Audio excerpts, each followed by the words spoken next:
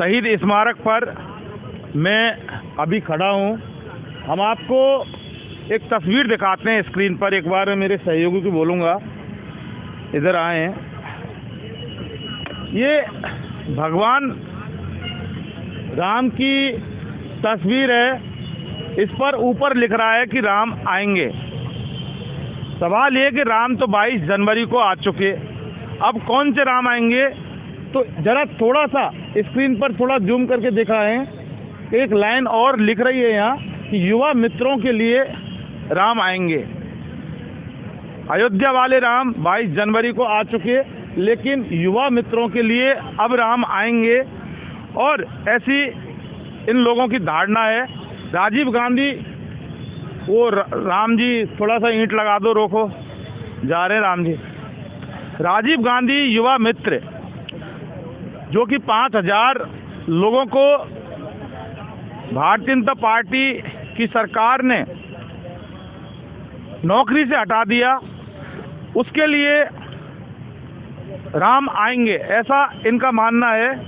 और राम के रूप में ये किसको देखते हैं? हालांकि हमने कल और लोगों से बात की थी तो उनका ये कहना था कि राम के रूप में भजन लाल शर्मा यानी कि जो सरकार है, मुख्यमंत्री, वो आएंगे।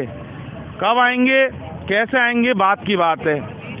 लेकिन सवाल ये है कि पूरी तरह से ठंड का मौसम है, सर्दी पड़ रही है, बेरोजगार बैठे हैं और 30 तारीख का इंतज़ार ये कर रहे हैं।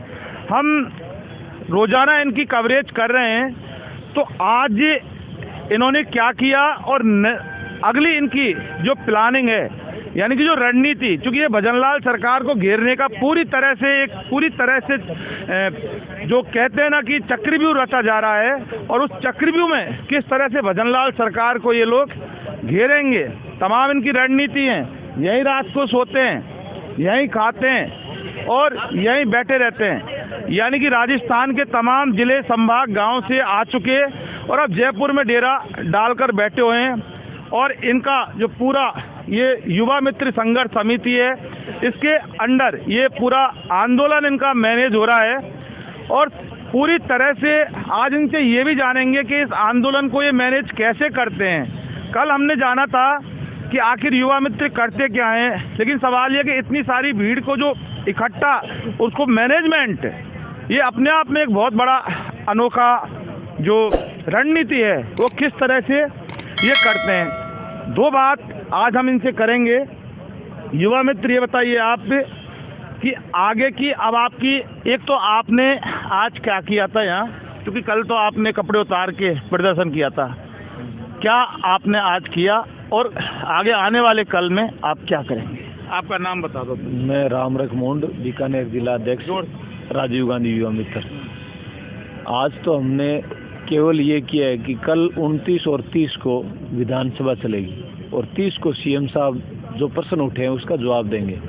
तो सारे ROIM कल की तारीख में यहाँ पे हाजिर हो जाएंगे। वो काम किया है। बाकी यहाँ पे जितने भी बैठे हुए थे, एक्टिविटी जो हमेशा चलती है वो चल रही है। अच्छा, आपके कुछ RYM बता रहे थे कि कुछ अपील का क्या प्रावधान, क्या चीज़ है, थोड़ा सा बता दो सरकार को, किस तरह की अपील करोगे आप? नहीं, हम लोग सरकार से निरंतर यही उम्मीद लगाए बैठे और यही अपील कर रहे हैं कि हम लोगों को वापस बहाल करके ये नौकरी हमें वापस दी जाए, जिससे हम सरकार की योजनाओं को भी गांव ढाणी तक पहुंचा सके। गरीब व्यक्ति होता है जो योजनाओं से भी वंचित है, वो भी नुकसान हो रहा है आम आदमी को, और हम लोगों के 5000 परिवार है वो उसके भरण पोषण का भी हम लोगों को नुकसान हो रहा है। उस बात को देखते हुए सरकार को हम लोगों को बहाल करना चाहिए।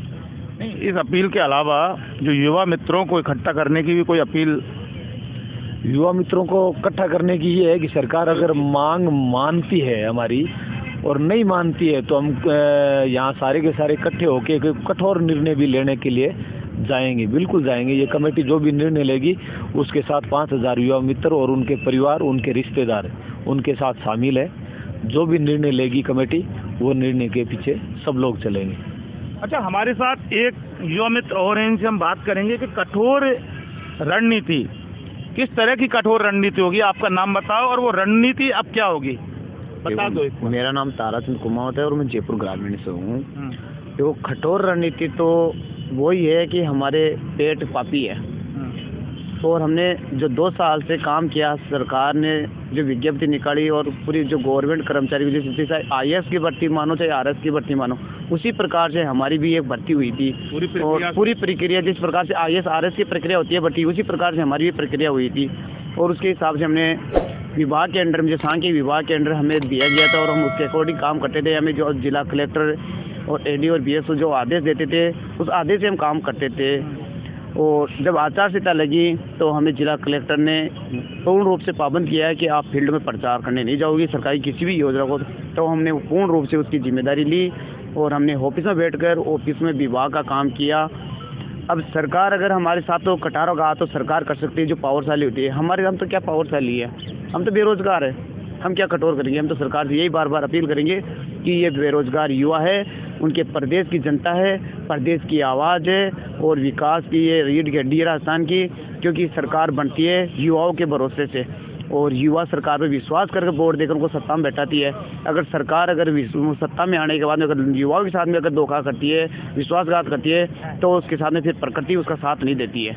देखिए, मैं आपको बताऊं कि बेरोजगार 2 तरह के होते हैं। बेरोजगार शब्द को आप भली भांति जानते हैं, लेकिन आज बेरोजगार की डेफिनेशन मैं आपको बता देता हूं कि 2 तरह के बेरोजगार होते हैं। एक बेरोजगार वो होते हैं जो पढ़े लिखे होते हैं, उनको नौकरी चाहिए, भर्तियों में और नियुक्तियों में उनको नौकरी चाहिए, यानी कि वो कोई नौकरी नहीं करते। और दूसरे बेरोजगार वो होते हैं जो पहले से नौकरीशुदा थे और उनको हटा दिया जाता है और उसके बाद वो बेरोजगार हो जाते हैं। तो ऐसी स्थिति में ये 2 नंबर वाले बेरोजगार हैं, यानी कि इनकी नौकरी थी। राजीव गांधी युवा मित्र, लेकिन राजीव गांधी नाम की टीस जो भारतीय जनता पार्टी के दिल में शुरू से उठती है और उठती रही है, आज उसी का खामियाजा ये युवा मित्र भुगत रहे हैं। हालांकि इनका कहना है कि आप नाम बदलो, काम बदलो, विभाग बदलो, लेकिन हमें हमारा जो अधिकार है, हमारी नौकरी है, वो तो कम से कम दे दो।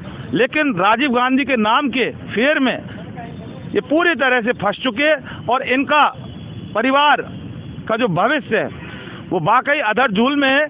कैसे खाना खाएंगे, कैसे रोटी खाएंगे, कैसे अपना पेट भरेंगे, क्योंकि ये लोग जब कमाते हैं, जब अपने परिवार को खाना खिलाते हैं। लेकिन इस भजनलाल सरकार ने, पर्ची वाली सरकार ने, पता नहीं कहाँ से आदेश आया, दिल्ली से आया या यहीं से लिया गया, इसका खुलासा अभी तक नहीं किया। लेकिन इतना जरूर था कि इन लोगों को हटा दिया और बेरोजगार करके छोड़ दिया।